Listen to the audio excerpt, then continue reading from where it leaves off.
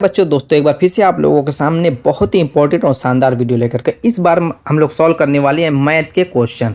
यहाँ पर आप लोगों को मैथ के टॉप 20 क्वेश्चन देखने को मिलेंगे। अगर आप यूपी पुलिस कांस्टेबल जो री एग्ज़ाम होने वाला है उसकी अगर तैयारी करें तो ये वीडियो आप लोगों के लिए मोस्ट इंपॉर्टेंट होने वाली है। साथ साथ अगर आप सीटेट की तैयारी कर रहे हैं या रेलवे की तैयारी कर रहे हैं तो भी आप लोगों के लिए बहुत ही इंपॉर्टेंट वीडियो होने वाली है। तो चलिए देरी ना करते हुए स्टार्ट करते हैं अपने पहले क्वेश्चन से। यहाँ पर लगभग 20 चैप्टर से क्वेश्चन उठाए गए हैं, यानी कि हर चैप्टर से मैथ के हर चैप्टर से क्वेश्चन लेकर के आया हूँ। तो बहुत ध्यान से देखिएगा, स्किप मत कीजिएगा वरना समझ में नहीं आएगा। तो चलिए यहाँ पर देखिए बेसिक कंसेप्ट भी सीखेंगे और ट्रिक भी जानेंगे ताकि हम एग्ज़ाम में कम से कम समय में क्वेश्चन को उड़ा सकें।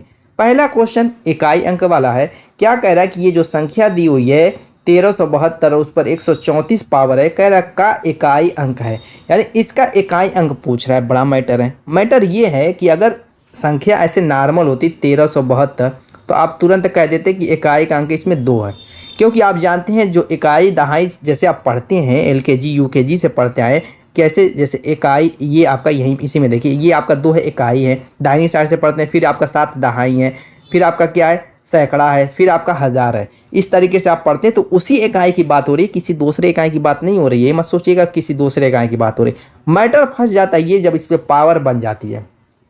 तो जब भी इकाई वाला क्वेश्चन पूछे तो इन सारे को हमें भूल जाना है। जैसे 137 दिया हुआ उसको भूल जाइए, कुछ है ही नहीं, सिर्फ इकाई का अंक लीजिए जो 2 दिया हुआ है, यानी 2 लिखेंगे हम। अब इस पर 134 पावर बनी हुई है तो इस पर भी 134 पावर बना देंगे। अब यही पावर वाले मैटर को हम सॉल्व करेंगे। अगर पावर को सॉल्व करने जाएंगे तब तो आपके एग्जाम ही छूट जाएगा, कुछ नहीं होगा। तो होता क्या, रूल क्या, देखिए 2 पर 1 पावर करेंगे तो 2 होगा, 2 पर 2 पावर अगर करते हैं तो 4 होगा, 2 पर अगर 3 पावर करते हैं तो 8 होगा, और 2 पर अगर हम 4 पावर करते हैं 2 दूना 4 दूना का 16 हो जाएगा। और ऐसे 2 पर ज्यों ही हम 5 पावर पहुंचते हैं तो 32 हो जाता है, यानी यहाँ पे इकाई का अंक 2। ये पहले देखिए 2 पर 1 पावर था तो इकाई का अंक 2 था, और ज्यों ही 2 पर 5 पावर किए तो फिर इकाई का अंक 2 हो गया, यानी कि 4 पावर के बाद ये खुद को रिपीट कर रहा है। क्या कह रहा है रूल, 4 पावर के बाद खुद को रिपीट कर रहा है। तो क्या करेंगे, ये 4 पावर की जब खुद को रिपीट कर रहा है तो इसकी पावर में हम 4 से भाग दे देंगे। भाग देने पर जो शेष आएगा उसी को लेंगे। जैसे मान लीजिए 134 में हमने 2 4 से भाग दिया तो 4 3 12 हो गया, 1 बचा, फिर 4 को उठाया, फिर 4 3 12 हो गया। अब यहाँ पर जो शेष बच रहा है 2, सिर्फ उसी से हमें मतलब रखना है। भागी जो यहाँ पर भागफल उपफल आया हमें कोई मतलब नहीं रखना है। तो अब क्या करेंगे, 2 पर सिर्फ ये जो शेष 2 आया है उसी को पावर के रूप में हम बना देंगे। अब जब इसका हम तोड़ लीजिए, अब तो आसान होगी, अब कोई दिक्कत नहीं है। 2 पर 2 पावर है तो आप नहीं कर सकते, क्यों नहीं कर सकते, 2 दूना के 4। अब जो ये 4 आया ये आपका आंसर हो जाएगा, यानी इस संख्या का इकाई का अंक क्या हो जाएगा, 4 हो जाएगा। Option B is the right answer. बहुत ही शानदार ट्रिक है दोस्तों। चलिए नेक्स्ट देखते हैं। यहाँ पर कह रहा है 3 पर 11 पावर, 3 पर 12, 3 पर 13, 3 पर 14 निम्न में से किससे विभाज्य नहीं है।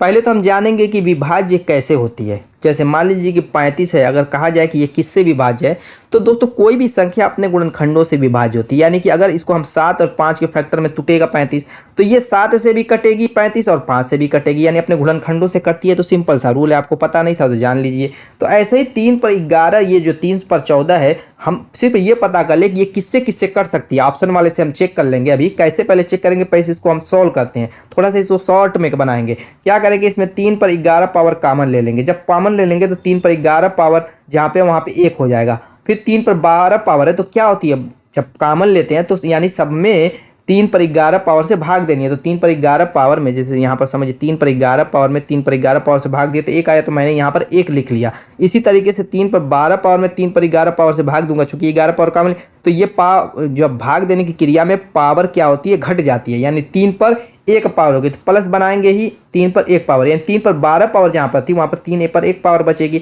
ऐसे ही 3 पर 13 पावर है तो 11 पावर घटेगी तो 3 पर क्या 2 पावर बचेगी। ऐसे ही 14 वाले में 3 पर 3 पावर बचेगी। इस तरीके से हमने सेट कर लिया। अब 3 पर 11 पावर को रहने देंगे, बाकी इसको हम तोड़ लेंगे। जैसे 1 है, 3 है, और ये 3 3 के 9 है, और ये 3 3 के 9 3 के 27 है। सबको जोड़ लीजिए तो 27 3 30 10 40 हो जाएगा। कितना हो जाएगा, 3 पर 11 गुणे 40 हो जाएगा। अब यहाँ पर दोस्तों हम इसको देखेंगे कि ये किससे किससे कर सकता है। तो अगर आप 13 से देखते हैं तो दोस्तों 3 पर 11 40 कुछ कोई कट उठ नहीं पाएगा 13 से।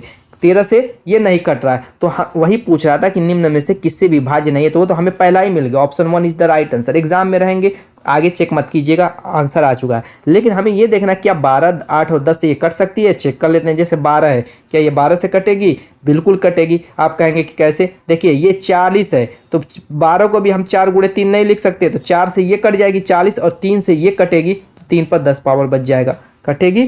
क्लियर है इतना? इसी तरीके से 8 से देखिए, तो 8 से भी कट जाएगी, पूरा 8 5 40 जा रहा है, इसे 10 से भी 40 कट जाएगा, कट रही है तीनों से, सिर्फ 13 से नहीं कटेगी। तो वही पता करना था किससे विभाज्य नहीं है, तो option 1 is the right. Next देखते हैं, यहाँ पर क्या करें, नीचे दी गई संख्याओं में कौन सी वर्ग संख्या नहीं है। ये बहुत आसान ट्रिक मैं इसका बता रहा हूँ। जैसे मान लीजिए कि 1225 है, हमें चेक करना है कि ये वर्ग है कि नहीं है। वो पूछ रहा है कि चेक कीजिए कि कौन सी वर्ग संख्या नहीं है। तो सबसे पहले लास्ट वाले 2 अंकों को देखिए, 25 जो है कि इसका वर्ग है, आप कहेंगे 5 का वर्ग है, तो ये हमेशा क्या होगा 25। इससे पता चल गया कि ये लास्ट वाले 2 अंक है, ये तो वर्ग है किसी के 25। लेकिन अब यहाँ पर इससे पहले वाले जो 2 अंक बचे हुए हैं, अब उन्हें देखना है कि क्या वो 2 रूप में कट सकते हैं। जैसे इनका गुणनखंड कीजिए, तो ऐसे इस तरीके से कीजिए कि जिनका अंतर 1 है। फॉर एग्जाम्पल अगर हम इसको तोड़ते हैं तो 3 और 4 के रूप में टूटेगा, यानी 3 चौको 12।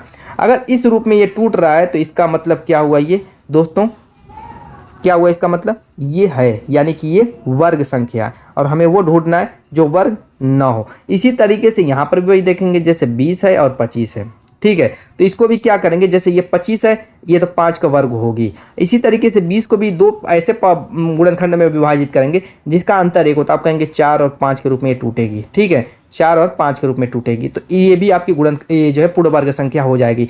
लेकिन ये किसकी पूर्ण वर्ग संख्या होगी वो भी जान लीजिए, यही 1 सेकंड का काम है। जो छोटी अंक आएगा इसमें, जैसे 4 छोटा उसको ले लेंगे, और ये 5 ऑलरेडी 25 का स्क्वायर है उसको ले लेंगे, यानी ये 45 का स्क्वायर है। इसी तरीके से पहले वाले में क्या होंगे, छोटी संख्या 3 थी इसमें, छोटा अंक, और ये 5 तो ऑलरेडी 25 का था, ये ले लेंगे, बस हो गया 35 का ये स्क्वायर था। इसी तरीके से हम देखेंगे 25 जैसे 25 है, इसमें हम क्या करेंगे, जैसे 25 तो मान लीजिए 5 का स्क्वायर है, लेकिन जब इस 25 को तोड़ेंगे तो ये 5 गुणे 5 के रूप में टूटेगी। जब 5 गुणे 5 के रूप में टूटेगी, दोनों एक ही संख्या बन गई, तो आप कहेंगे तो ये तो और वर्ग है, नहीं, ये वर्ग नहीं होगी, यानी कि यही संख्या वर्ग संख्या नहीं, option C is the right answer. और एक चीज़ ये होती है, 25 से पहले अगर विषम संख्या आ जाए तो अभी वो वर्ग नहीं होती, एक रूल ये भी है। तो 25 देखिए विषम संख्या है, और अगर सम संख्या है जैसे 42 और 25 है, 25 से पहले देखिए 42 है, एक क्या है सम संख्या है, तो ये भी वर्ग हो जाएगी। तो 42, ये बहुत अच्छी ट्रिक है दोस्तों, 42 25 से हमें पता करना किस संख्या का वर्ग है। अगर इस टाइप से पूछ दे तो क्या करेंगे, जैसे लास्ट का 25 है, ये 5 बना लेंगे और इसको 2 ऐसे रूप में तोड़ेंगे जिसका अंतर 1 होता है, आप कहेंगे 7 6 का 42, 7 और 6 के रूप में, तो छोटी वाले इसमें अंक ले लेंगे, 6 ले लेंगे, और ये 5 ऑलरेडी है, ये यानी 65 का ये वर्ग होगा। तो ये भी पूर्ण वर्ग संख्या है, सिर्फ 25 क्या पूर्ण वर्ग संख्या नहीं है। नेक्स्ट, यहाँ पर सिंप्लीफिकेशन का क्वेश्चन है और इनका आंसर लिखना है। बहुत ही आसान और बहुत ही शानदार ट्रिक मैं बताऊंगा। सबसे पहले क्या करेंगे, इसमें हम चलेंगे सीढ़ी नुमा, ऐसे चढ़ेंगे। तो सबसे पहले इस लास्ट वाली संख्या को उठाएंगे भिन्न को, और इसको 1 और 4 ऐसे लिख देंगे। लिखने के बाद देखिए 1 2 3 4 ये संख्याएं, 4 को यहाँ पर 4 डैश के रूप में ऐसे बना लेंगे 4, ठीक है। बनाने के बाद बारी बारी सबको लिखेंगे, जैसे 3 पहले था, इस 3 को हम लिख लेंगे, उसके बाद 2 आ रहा है, 2 को हम लिख लेंगे, उसके बाद 1 आ रहा है, 1 को लिख लेंगे, और उसके बाद 5 आ रहा है, यहाँ पर 5 को लिख लेंगे। अब करेंगे क्या, इस 4 का 3 में गुणा कर देंगे, 4 3 12 जो आएगा उसको इस पीछे वाले में ऐड कर देंगे, 12 1 13 हो जाएगा, 13 को यहाँ पर लिख लेंगे, 13 को यहाँ पर लिख लेंगे। अब क्या करेंगे, 13 का इस 2 में गुणा करेंगे तो 13 दूना 26 हो जाएगा, उसके पीछे वाले 4 को उसमें जोड़ लेंगे, 30 हो जाएगा, 30 को यहाँ पर लिख लेंगे।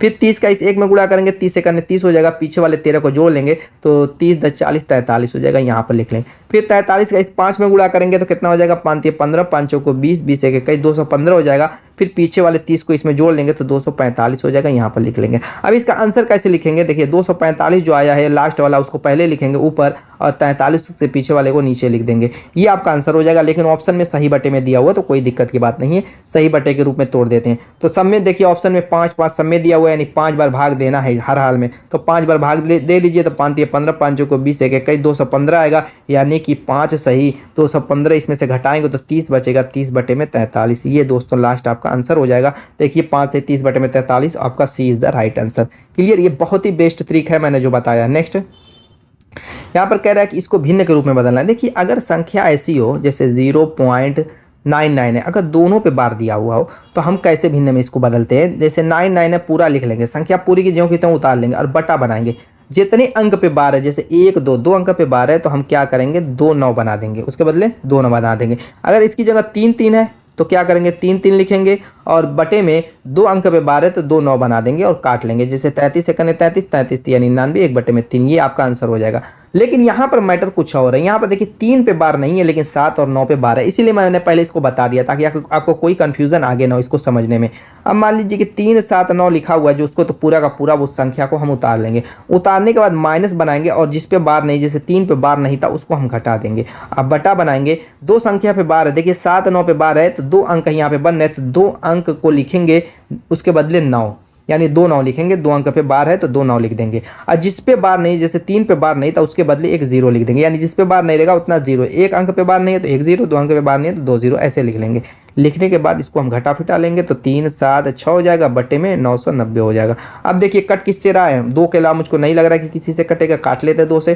तो 2 1 2, 2/16, 2/16। अब बटे में 2 से काटेंगे तो 2 चौको 8, 2 9 18 और ये आपका 2 पंजे 10 हो जाएगा, यानी कि 188 बटे में 495, यही आपका आंसर है। देखिए तो कहाँ है, option D is the right answer. मज़ा आ रही है कि नहीं दोस्तों, बहुत मज़ा आने वाली है। आगे देखते जाइए कैसे कैसे क्वेश्चन हम लोग करने वाले हैं। यहाँ पर देखिए क्या कह रहा है कि निम्न में से कौन सी संख्या सबसे छोटी है, सबसे छोटी संख्या पूछ रहा है। तो यहाँ पर 0.5 है, पहले इसको हम सॉल्व कर लेते हैं। जैसे 0.5 तो 0.5 लिख दीजिए, इसमें सॉल्व करने की जरूरत नहीं है।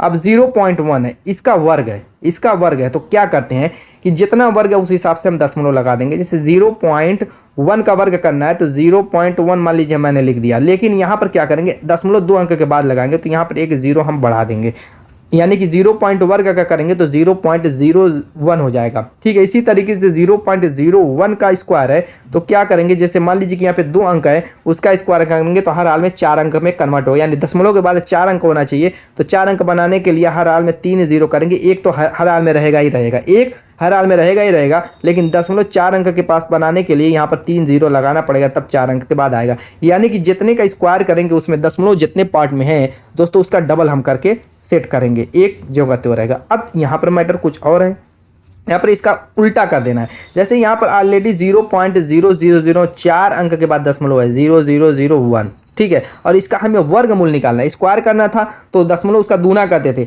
ऐसे ही जब वर्गमूल निकालना रहेगा तो दशमलव को उसका आधा कर देंगे, यानी कि दशमलव को ला करके 2 अंक पर लगा देंगे। 4 अंक पे वर्गमूल निकालेंगे तो दशमलव को 2 अंक पर लगा देंगे, यानी 0.01 हो जाएगा। अब दोस्तों इसमें देखिए सबसे छोटी संख्या कौन है, जहाँ दशमलव सबसे अधिक जगह पे लगा हुआ हो, यानी सबसे ज़्यादा दशमलव के बाद जो संख्या होगी वही आपकी सबसे छोटी होगी। फॉर एग्जाम्पल ये वाली देखिए दशमलव 0001, ये सबसे छोटी होगी, और ये सबसे छोटी है तो वो किस रूप में पहले थी वो हमें देखना है। तो वो आपकी 0.01 के होल के स्क्वायर के रूप में थी, यानी 0.01 होल का स्क्वायर। देखिए आपका B is the right answer.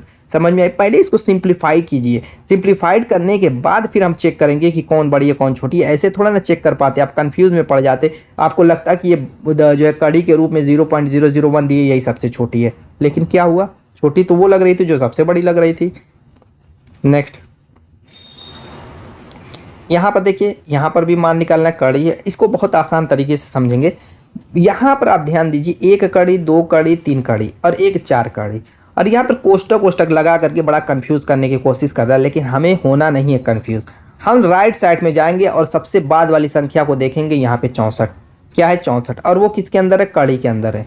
तो मैं यहाँ पर एक बार मैं इसको लिख लेता हूँ, ठीक है, कोष्टक जैसे लगा हुआ वैसे ही लिख देता हूँ ताकि आपको कोई कन्फ्यूज़न कहीं पर ना हो। ठीक है, 27 प्लस आपका क्या है 73 है, प्लस कड़ी के अंदर क्या है 64 है। ठीक है, कोष्टक एक बंद, ठीक है, फिर दूसरा कोष्टक दूसरी कड़ी के ऊपर बंद, फिर तीसरा कोष्टक कहाँ है, एक और कड़ी आपकी है, हाँ, तो यहाँ पे एक कड़ी है, ये है, यहाँ पे बंद कर लीजिए। चलिए यहाँ पे होगा, ठीक है, कड़ी आपकी, ठीक है, 1 2 3 4 कड़ी 4 कड़ी, ठीक है। यहाँ पर इस तरीके से मैंने क्वेश्चन को उतार लिया है। अब यहाँ पर सबसे लास्ट वाले को देखेंगे 64 को। 64 जो है एक कड़ी के अंदर है, बस एक कड़ी को दिमाग में रखिए, बाकी कड़ी को आप भूल जाइए। अब बताइए कड़ी से बाहर 64 को निकालेंगे, पूर्ण वर्ग संख्या बिल्कुल है 64। 64 किसका वर्ग है, 8 का वर्ग है, तो बाहर निकलेगा तो 8 हो जाएगा। 64 बाहर निकलेगा तो 8 हो जाएगा।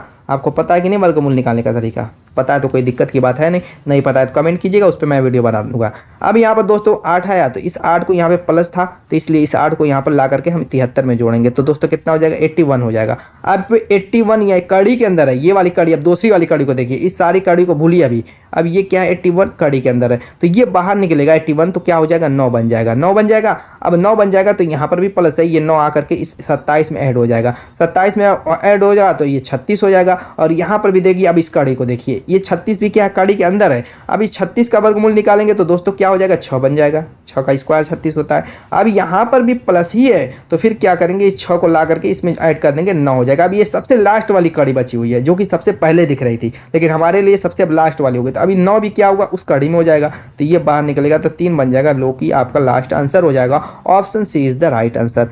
चलिए नेक्स्ट, यहाँ पर क्या कह रहा है कि 1/15 1/35 1/63 1/99 1/43 का मान ज्ञात कीजिए। अगर दोस्तों आप सिंपल तरीके से जैसे भिन्न को जोड़ते घटाते वैसे करेंगे तो बहुत टाइम बर्बाद हो जाएगी।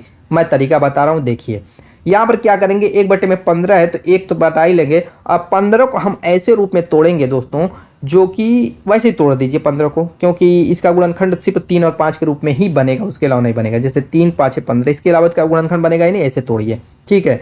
तो यहाँ पर फिर आगे क्या करना है प्लस बनाना है। अब 35 को देखना है और साथ साथ यहाँ पर भी थोड़ा दिमाग लगाना है। दिमाग ये लगाना है जहाँ पर ये ख़त्म हुआ जैसे 3 और 5 वहीं से हम शुरू करेंगे, यानी 5 से 5 यहाँ पर लिख लेंगे और गुणा बना लेंगे। अब बताइए किसका गुणा करें कि ये 35 आ जाए। आप कहेंगे कि 7 का, 5 में 7 का गुणा करें तो यानी कि 35 की जगह 1/35 की जगह 1/5 गुणे 7 लिख सकते हैं। 1/15 की जगह 1/15 की जगह 1/3 गुणे 5 लिख सकते हैं। लिख सकते हैं कि नहीं, मैं ऐसा क्यों कर रहा हूँ अभी समझ में आएगा। प्लस 1 में फिर जहाँ पे ये खत्म हुआ उसी को हम यहाँ पर लिख लेंगे ठीक है। यहाँ पर क्या करेंगे उसी को हम लिख लेंगे, यानी 7 को क्या करेंगे दोस्तों 7 को चलिए लिख लीजिए, गुणा बना लेंगे। अब नेक्स्ट देखिए 63 है। अब 7 में किसका गुणा करने पर 63 आ जाएगा 9 का। एकदम आसान होता जा रहा है, अब आपको कुछ करना नहीं है। फिर 1/9 बना लेना, लास्ट वाला जो खत्म हुआ वहाँ से स्टार्ट करना है, गुणा बना लेना। अब आगे 99। अब बताइए 9 में किसका गुणा करें 99 हो जाए 11, फिर प्लस बना लेना और फिर 11 लिख लेना है, फिर गुणा बनाना है। अब 43 143 है तो इसमें किसका गुणा करेंगे आप गए 13 का। मामला खत्म हो चुका है। ये आपकी सीरीज जो बनी उस पर ध्यान दीजिए। सब के बदले मैंने लिख दिया, इस तरीके से लिख सकते हैं। देखिए यहाँ पर 3 5 2 का अंतर है, 5 7 2 का अंतर है। देखिए 5 2 7 7 2 9 2 का अंतर, 9 2 11 2 का अंतर, 11 13 2 का अंतर। जब भी ऐसी सीरीज बने जिनका अंतर 2 2 का हो या 1 1 का हो या 3 3 का हो, अंतर समान हो, तो दोस्तों कैसे उसको सॉल्व करते हैं, बहुत आसान है। 1/में में डिफरेंस, 1/में में डिफरेंस का मतलब जो अंतर आया यानी 1/में 2। उसके बाद पहला टर्म 1/में में 3 है तो ये 1/में में 3 पहला टर्म ले लेंगे, माइनस लास्ट टर्म क्या है 1/में में 13 है, उस लास्ट फर्स्ट टर्म और लास्ट टर्म का अंतर निकाल लेंगे यहाँ पर इस तरीके से। क्लियर है। और ये आपका डिफरेंस जो रहेगा उन संख्याओं का 1/में में 2, अगर 1 है तो 1/में में 1 करेंगे, 3 है तो 1/में में 3 कर लेंगे। अब सॉल्व कर लीजिए, यहाँ पर एलसीएम लेंगे तो 39 हो जाएगा और 39 जब हो जाएगा तो ये 13 आएगा, 13 - 3 हो जाएगा यानी 10/में 39। 1/में 2 गुणे 10/में 39 यानी कि 2 से काट देंगे 5 बच जाएगा यानी 5/में 39। क्या दिक्कत है दोस्तों, कितना आसान तरीका है, कोई दिक्कत। Option B is the right answer. Next देखते हैं। यहाँ पर जो दोस्तों बोर्ड मास रूल से इसको सॉल्व कर लेते हैं। ये भी सिंप्लीफिकेशन का क्वेश्चन है। कह रहा है कि 80/5 गुणे 26 - 8/4/12 बराबर क्या होगा। चलिए देखिए ये भी सभी के सभी क्वेश्चन आप ध्यान दे होंगे, उत्तर प्रदेश कांस्टेबल वाले एग्जाम में ही पूछा हुआ 2019 का ये क्वेश्चन है। हम करेंगे क्या, बोर्ड मास रूल क्या कहता है उस हिसाब से चलेंगे। बोर्ड मास रूल क्या कहता है, बी से पहले क्या कहता है ब्रैकेट को तोड़िए, ब्रैकेट को ठीक है। ओ से ऑर्डर को तोड़िए, डी से डिवीज़न भाग, एम से मल्टीप्लिकेशन गुणा, ए से एडिशन यानी जोड़, एस से सब्सट्रैक्शन यानी घटाना। इस रूप में ही हमें इसको सॉल्व करना है ठीक है। तो चलिए सॉल्व कर लेते हैं फटाफट। तो यहाँ पर मैं एक लाइन उतार लेता हूँ ताकि कन्फ्यूज़न ना हो। 80/5 गुणे 26 - 8/4/12। चलिए यहाँ पर क्या करेंगे, सबसे पहले हमें ब्रैकेट को तोड़ना है। तो ब्रैकेट इसमें छोटिया है ठीक है, तो तोड़ लेते हैं। वैसे सबसे पहले बार वाली तोड़ते हैं, फिर छोटी तोड़ते हैं, फिर मंझला तोड़ते हैं, फिर बड़ी तोड़ते हैं। 4 तरीके की ब्रैकेट होती है। तो उसमें भी अगर कोई कन्फ्यूज़न होगी तो कमेंट कीजिएगा, बोर्ड मास रूल पर वीडियो में बना दूंगा। तो सारी चीज़ें आप लोगों के लिए अवेलेबल करा दूंगा, कोई टेंशन लेने की ज़रूरत नहीं है दोस्तों। अब चलिए पहले ब्रैकेट को तोड़ लेते हैं। 80/5 हो जाएगा गुणे, देखिए ब्रैकेट के अंदर जो भी काम है उसको हम बोर्ड मास रूल की हेल्प से पहले इसको सॉल्व करेंगे, उसके बाद ब्रैकेट तोड़ेंगे। तो सबसे पहले क्या करेंगे, 4 से 2 में भाग देंगे क्योंकि भाग देना, तो 4 दूना 8 हो जाएगा, 2 हो गया फिर 26 माइनस यहाँ पे है तो 26 में से क्या करेंगे 2 को घटा देंगे क्योंकि माइनस ही सिर्फ रह गया, 24 हो जाएगा। तो 24 को यहाँ पर हम लिख लेंगे। फिर भागे क्या है 12 है, 12 लिख लेंगे। ठीक है, अब दोस्तों क्या करना है, ब्रैकेट का काम खत्म हो चुका है। अब हमें करना है भाग, क्योंकि चिन्हों में पहले भाग निपटाना है। तो यहाँ पर भाग देंगे 5 से 80 में तो 16 हो जाएगा, गुणा बनाएंगे और फिर यहाँ पर भी भाग है 12 से 24 में भाग देंगे तो 12 दूना 24 हो जाएगा। अब बचा हुआ सिर्फ गुणा तो 16 दूना 32, यही आपका आंसर हो जाएगा। Option D is the right answer. Clear. Next, यहाँ पर लघुत्तम समापवर्त एकदम सिंपल सा क्वेश्चन है। क्या करें कि 25, 30 और 60 का लघुत्तम समाप्त एलसीएम ज्ञात कीजिए। तो एलसीएम निकालने के लिए सबसे पहले हम क्या करते हैं, 60 ट्रिक बताऊंगा। एक गुणनखंड वाली विधि आप जानते हैं जो कि आप कक्षा 6, 7, 8 में पढ़े हैं। ठीक है, तो वो विधि मैं नहीं बताऊंगा, तरीका मैं वो बताऊंगा जिससे आप सेकेंडों में सॉल्व कर लें। तो सबसे पहले हम ये देखेंगे कि जो सबसे बड़ी संख्या है क्या वो पीछे की जो बाकी की संख्या उनसे पूरी पूरी कट जा रही है। देखिए 30 से कट जा रही है लेकिन 25 से नहीं कट रही है, लेकिन दोनों से कटनी चाहिए तब बात बनेगी। जब न कटे तो क्या करेंगे, इस बड़ी संख्या का हम पहाड़ा पढ़ेंगे। तो 60 दूना 120 हो जाएगा। अब देखेंगे क्या 120 30 और 25 से कट जा रही है, तो आप देखेंगे कि 30 से तो कट जा रही है लेकिन 25 से ये भी नहीं कट रही है। तो फिर 3 बार पहाड़ा पढ़ेंगे, 36 के 18 180। 180 भी देखिए 30 से तो कट जाएगी लेकिन 25 से नहीं कटेगी। फिर एक बार पहाड़ा पढ़ेंगे, 6 चौको 24 यानी 240। 240 भी 30 से कट जाए लेकिन ये भी 25 से नहीं कट रही, मामला फंस रहा है। फिर एक बार और पहाड़ा पढ़ेंगे, 56 30 यानी 300। अब देखिए 30 से भी कट रही है, 25 से भी कट रही है और 60 से, यानी खुद से कटेगी कटेगी।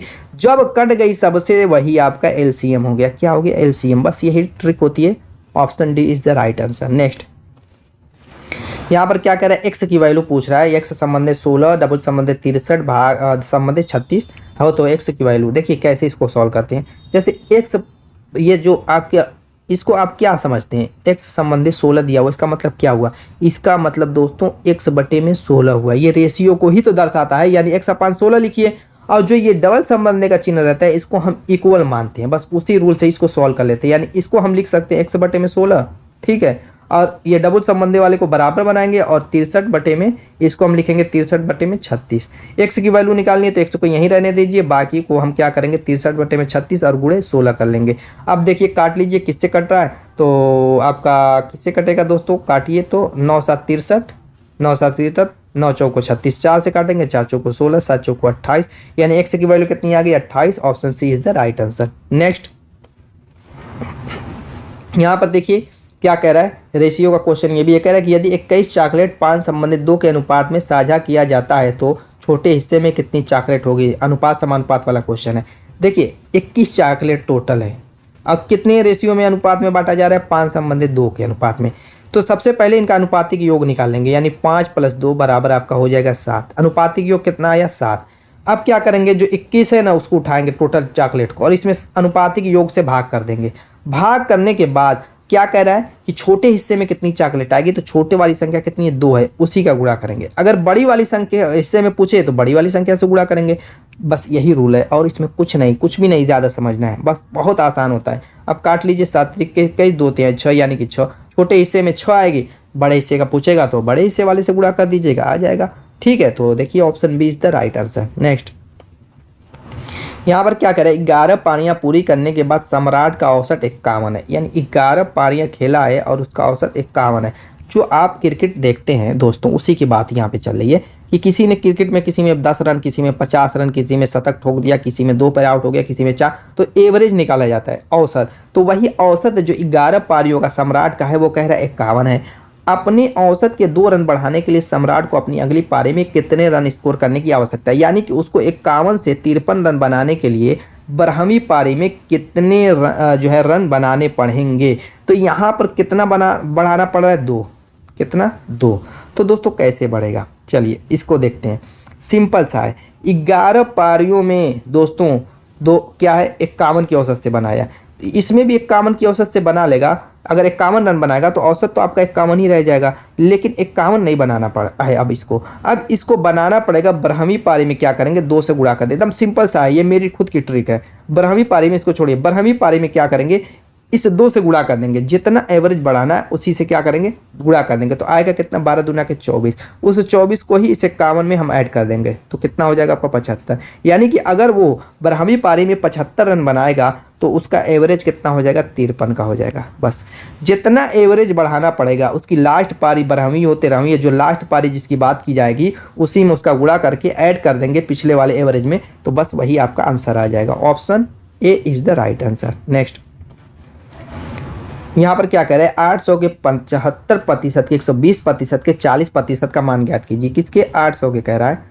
बस देखिए, जब प्रतिशत वाली बात होगी तो हम गुणे के रूप में सबको लिखते जाएंगे, ज़्यादा सोचना नहीं है। 75 बटे में प्रतिशत, देखिए प्रतिशत खत्म करते हैं तो आपको पता है क्या करते हैं, 100 से भाग दे देते हैं। जैसे 75 में प्रतिशत लगा था, उसको मैंने खत्म किया, 100 से भाग दे दिया। फिर गुणा करेंगे, फिर 120 के कह रहा है तो गुणा करते जाएंगे। देखिए यहाँ पर भी के है, यहाँ पर भी के है, तो क्या करेंगे, गुणा करते जाएंगे के की जगह। 120% हटाएंगे, 100 कर दीजिए गुणा। फिर 40 कह रहा है, प्रतिशत हटाइए, 100 से गुणा कर दीजिए। बस हो गया, बस हो गया काम। यहाँ पर 25 यहाँ 75 हो जाएगा, ये 25 चौको 100 हो जाएगा। 0 से 0 कटेगा, यहाँ पर काटिए, 2 छक्का 12, 2 पाँच 10 हो जाएगा।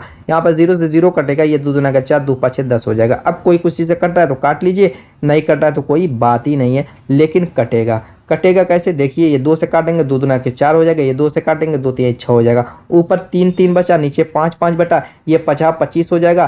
तो किसी से कट रहा है, काट लीजिए बारी बारी। 5 से देखिए कट जाएगा, 5 करने 5, 5 छक्का 30, 5 0 0। फिर ये 5 से कटेगा, 5 3 15, 1 बचा, 5 दूना के 10, 32 बचा। और ये आपका 3 3 के 9, कितना बचा, 32 गुणे 9 कर लीजिए। 9 दूना के 18, 9 3 के 27, 1 28, 288। कितना आ गया, 288। Option A is the right answer. तो कभी भी इतना कितना भी ज़्यादा बढ़े, 4 बार प्रतिशत लगाओ, 5 बार लगाओ, तो ऐसे ही क्या करेंगे, गुणा करके सॉल्व कर लेंगे, बस आपका आंसर आ जाएगा। नेक्स्ट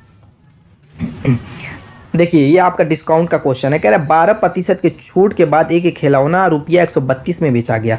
खिलौने का अंकित मूल्य क्या था, यानी कि कोई किसी खिलौने पे एमआरपी मूल्य था, उस पे किसी बंदे को कितने प्रतिशत की छूट मिली, 12% की। तो उसके बाद उस खिलौने को उसने कितने का खरीदा, 132 रुपया, 132 रुपये का पड़ा उसको। तो दोस्तों उसका एमआरपी क्या रहा होगा, तो मान लेते हैं उसका एमआरपी एक्स रहा होगा। तो इस एमआरपी एक्स पर कह रहा है कि 12% की छूट मिल रही है। 12% का मतलब प्रतिशत हटाएंगे तो बटे में 100 कर देंगे, यानी कि सामान का मूल्य एक्स था, 100 रुपया, और उसको छूट कितनी मिली है, 12% की। यानी एक्स पर 12% के मतलब 100 गुणे 12 बटे में 100 कर देते हैं। करने पर उसका मूल्य उसको कितने का प्राप्त हुआ, 132 रुपये का। बस एक सिंपल सा समीकरण बन गया। एकदम आसान भाषा में मैं समझा रहा हूँ दोस्तों, बहुत ज़्यादा पलंजा में नहीं पढ़ना है। उसका मूल्य मान लीजिए कि किसी कोई वस्तु थी 100 रुपये की, ठीक है, एमआरपी इसका 100 रुपया था, उसको छूट दी गई 12% की, यानी कि मान लीजिए कि 12 रुपये की, 12 रुपये की छूट दी गई। कितने की, 12 की। तो अब दोस्तों बताइए उसको कितने का पड़ेगा, इसमें से घटा लीजिए तो कहेंगे कि आप 88 का पड़ेगा। कितने का, 88 रुपये का। वही बात हो रही है, जो उसका एमआरपी था, मैंने एक्स 100 की जगह एक्स मान लिया, और जो निकालेंगे 12% वो एक्स ही पर निकाला है, तो उसको हम घटाएंगे, तभी तो आपका जो मूल्य, आपने जो पैसा दिया उसको घटा करके जितनी छूट मिली है उसको टोटल मूल्य में से घटा करके ही तो आपका जो रुपया मिलेगा। बात खत्म। चलिए इसको सॉल्व कर लीजिए। तो यहाँ पर अगर काटते हैं, देखिए किससे कटेगा, 4 3 12, 3 से कटेगा, ये 25 बार कटेगा। अब इसको एक लाइन लिखना चाहते हो लिख लीजिए, वरना डायरेक्ट ही मैं सोचा सॉल्व कर देता हूँ। चलिए लिख लीजिए, 3x बटे में 25 बराबर 132। अब यहाँ पर एलसीएम लेंगे, 25 हो जाएगा, और ये आपका 25x हो जाएगा, और माइनस 3x। 25x में से 3x घटेगा तो 22x बचेगा, यानी कि यहाँ पर आपको डायरेक्ट लिख देता हूँ, जगह कम है। 22x बटे में 25 बराबर आपका 132 हो गया, ठीक है। तो 22 से देखिए कट रहा है का, 11 से कटेगा, 11 दूना 22, और ये 11 से कटेगा, 11 करने 11, 11 दूना 22, बिल्कुल कट रहा है। 2 छक्का 12, 6 बार, और 25 का गुणा करेंगे तो 25 छक्का 150, यानी x की वैल्यू कितनी आ गई, 150। चलिए option C is the right answer. दोस्तों बिल्कुल सिंपल तरीका जो भी रहेगा मैं बताने की कोशिश करूंगा, ताकि आपके माइंड के ऊपर से कोई चीज़ ना गुजरे। यहाँ पर कह रहा है कि 10% के वार्षिक चक्रवृद्धि ब्याज, यानी कि यहाँ पर क्या कंपाउंड इंटरेस्ट की बात हो रही है। कह रहा है कि 10% के वार्षिक चक्रवृद्धि ब्याज पर 2 वर्षों के लिए रुपया 300 के निवेश पर प्राप्त की जाने वाली ब्याज की राशि की मात्रा क्या होगी। तो दोस्तों चक्रवृद्धि ब्याज की बात कर रहा है कि कितना प्राप्त होगा। मूलधन कितना है दोस्तों, यहाँ पर प्रिंसिपल कितना दिया हुआ है, 300 रुपया, 300 रुपया, ठीक है। और दोस्तों टाइम कितना दिया हुआ है, यहाँ पर 2 वर्ष। और दोस्तों रेट कितना दिया हुआ है, दर आपकी 10%। तो यहाँ पर ये सब लिखने की जरूरत नहीं, मैं समझाने के लिए यहाँ पर लिख दिया। अब आपको करना क्या है, या 2 ईयर है वर्ष, ठीक है, तो महीना वाला भी होता है, तो यहाँ पे वर्ष दिया हो तो वर्ष वाला समझिए, बस यहीं पे फोकस कीजिए। तो इसका सिंपल सा रूल मैं बता देता हूँ, आपको फार्मूले की ज़रूरत नहीं पड़ेगी। आपको स्क्वायर वाले झंझट से, बड़ा नंबर का स्क्वायर जानते हैं कि आप चक्रवृद्धि ब्याज में स्क्वायर वाला जो मैटर होता है, इसमें बहुत लंबी संख्याएँ बन जाती है और स्क्वायर करने में मामला गड़बड़ा जाता है। तो इसका तरीका ये है कि सबसे पहले हम जो है ये जो जिस तरीके से प्रतिशत निकालते हैं वैसे हम निकाल लेंगे। जैसे 300 का 10% निकालिए, 10% का रेट है, 10% निकालिए। आप कहेंगे कि 10% निकालूंगा, बटे में 100 कर दूंगा प्रतिशत हटा करके, तो ये 10 से काटूंगा, 10 दाम में 100 हो जाएगा, एक काटूंगा यानी 30 आएगा। 10% 300 का आया 30, यानी ये पहले साल का निकल चुका है, ब्याज हमारा पहले साल का निकल चुका है। आप सोचेंगे ये कैसे, बिल्कुल सही है, ये सिंपल से तरीके से पहले साल का ब्याज निकल गया। लेकिन चक्रवृद्धि ब्याज में होता क्या है, जो पहले साल का ब्याज आएगा फिर वो मूलधन क्या काम करेगा, ये 300 अब नहीं रहेगा, अब ये 30 रुपया जा करके इस 300 में जुड़ जाएगा। अब मूलधन 330 रुपया काम करेगा, कितना, 330 रुपया काम करेगा। अब अगले साल जो होगा यानी दूसरे साल चक्र जो प्रिंसिपल होगा वो 330 रुपया हो जाएगा। अब इसका हम 10% निकालेंगे, दूसरे साल का ब्याज निकालने हम जा रहे हैं। क्लियर, बात समझ में आ रही है कि नहीं। पहले साल का 300 पे निकालेंगे, दूसरे साल का 330 का निकालिए, 10 से काटेंगे 10 बार, 0 से 0 कट जाएगा यानी 33 आया। तो टोटल ब्याज 2 ही साल की बात हो रही थी, पहले साल का 30 आया, दूसरे साल का 33 आया, दोनों को जोड़ दीजिए। चक्रवृद्धि ब्याज, चक्र का मतलब क्या हुआ, चक्र में घूमना। पहले आएगा, मान लीजिए कि 30 रुपया का ब्याज आया, ये 300 था, 30 का ब्याज आया, ये आएगा, इसको जोड़ करके ये 330 बना देगा। फिर अगली बार आया तो ये 33 आया, फिर आकर के जोड़ करके ये 363 बना देगा। फिर अगर तीसरे साल की बात करता तो फिर उस वक्त ये प्रिंसिपल 363 हो जाता। अब उस पर फिर हम 10% निकालते। इस तरीके से ये सर्किल घूमता रहता है। और चक्रवृद्धि ब्याज हमेशा साधारण ब्याज से ज़्यादा होगा, क्योंकि इसमें क्या हो जाता है, ब्याज ज़्यादा बनता है। ठीक है, वो चक्र में घूमता रहता है। तो अब यहाँ पर टोटल ब्याज कितना, पहले साल का 30 आया, दूसरे साल का 33 आया, तो टोटल 63 हो गया। तो यही आपका आंसर हो गया। देखिए option D is the right answer. Clear. Next, यहाँ पर टाइम एंड डिस्टेंस का क्या देखते हैं। एक हवाई जहाज 250 किलोमीटर पर घंटे की गति से 4 घंटे में एक निश्चित दूरी तय करता है। क्या कह रहा है, एक जहाज 250 किलोमीटर, यानी जहाज की जो स्पीड क्या दी हुई है 250 किलोमीटर पर आवर। और दोस्तों क्या कह रहा है, गति से 4 घंटे में एक निश्चित दूरी तय करता है। 4 घंटे में, यानी टाइम क्या दिया हुआ है, 4 आवर दिया हुआ है, निश्चित दूरी तय करता है। आगे कह रहा है कि 1 घंटे 40 मिनट में उसी दूरी को तय करने के लिए उसकी गति क्या होनी चाहिए। किलोमीटर पर घंटा में गति पूछ रहा है, क्या होनी चाहिए। तो दोस्तों मान लीजिए कि यहाँ से हम पहले गति निकाल ही लेते हैं, पहले गति निकाल लेते हैं। तो आप जानते हैं कि चाल बराबर क्या होता है, दूरी बटे में समय। आप जानते हैं चाल बराबर क्या होता है, दूरी बटे में समय। ये तो सिंपल सा फार्मूला सभी बच्चों को पता होगा। अब यहाँ पर हमें चूंकि निकालनी है दूरी, तो ये दूरी निकालनी है, तो क्या करेंगे, दूरी बराबर क्या हो जाएगा, चाल गुणे समय। चाल गुणे समय, दूरी बराबर चाल गुणे समय। तो चाल आपकी 250 दी हुई है और दूरी आपकी, ये टाइम कितना दिया हुआ, समय 4 दिया हुआ है, तो कितना हो जाएगा, 1000 किलोमीटर। 1000 किलोमीटर दूरी आपकी आ गई। अब कह रहा है कि इसी दूरी को, क्या कह रहा था कि 1 घंटा 40 मिनट में उसी दूरी को तय करने में क्या समय, क्या कितनी उसकी चाल करनी पड़ेगी। 1 घंटा 40 मिनट को पहले दूसरी में क्या कर रहा है, 1 घंटा 40 मिनट, इसको पहले हम क्या करते हैं, टोटल को घंटे में कन्वर्ट कर लेते हैं, उसके बाद ही काम बनेगा। 1 घंटा को तो ऐसे ही रहने देंगे। अब 40 मिनट को घंटे में कन्वर्ट करने के लिए 60 से हमें भाग देना पड़ेगा। तो 0 से 0 कट जाएगा, 2 से काटेंगे 2 दूना 4, 2 3 6, यानी 2/3 को पहले जोड़ लीजिए, 3 करने 3, 2 5, यानी कितना हो जाएगा, 5/3 आवर। 5/3 आवर। अब कह रहा है दोस्तों कि अब चाल क्या होगी, तो चाल इस वाले सूत्र से निकाल देंगे। चाल बराबर दूरी बटे में समय, वही दूरी कह रहा है, तो दूरी आपकी 1000 निकल चुकी है। अब बटे में समय क्या, 5/3। 3 आपका ऊपर चला जाएगा क्योंकि ये बटे के बटे में है, तो 3 ऊपर ले जाइए, यहाँ पर गुणे में 3 कर देते हैं, यहाँ से खत्म कर दीजिए। 5 से काटेंगे, 5 दूना के 10, यानी 200 हो जाएगा। 200 का 3 में गुणा करेंगे तो 600 हो जाएगा। तो उसकी स्पीड क्या हो गई, 600 kilometre per hour. 600 kilometre per hour, यानी option C is the right answer. समझ में आ गई बात। नेक्स्ट, क्या हाँ, यहाँ पर दोस्तों मुझको लग रहा है कि वर्क वाला क्वेश्चन है, टाइम एंड वर्क। कह रहा है कि बी और सी एक काम 40 दिनों में पूरा कर सकते हैं, जबकि ए बी सी वही काम 20 दिनों में पूरा कर सकते हैं। तो ए अकेले वो काम कितने दिनों में पूरा करेगा। क्या कह रहा है कि बी और सी किसी काम को 40 दिन में पूरा करते हैं, जबकि उसी काम को 3 बंदे मिल जाएं, ए बी सी, यानी इसमें एक आ करके जुड़ जाए ए, तो 20 दिन में पूरा करेंगे। तो कह रहा है कि ए अकेले वो काम कितने दिन में पूरा करेगा। तो सबसे पहले हम टोटल वर्क निकाल लेते हैं, तो एलसीएम निकाल लेंगे। 40 और 20 का एलसीएम निकालेंगे तो कितना हो जाएगा, 40 हो जाएगा।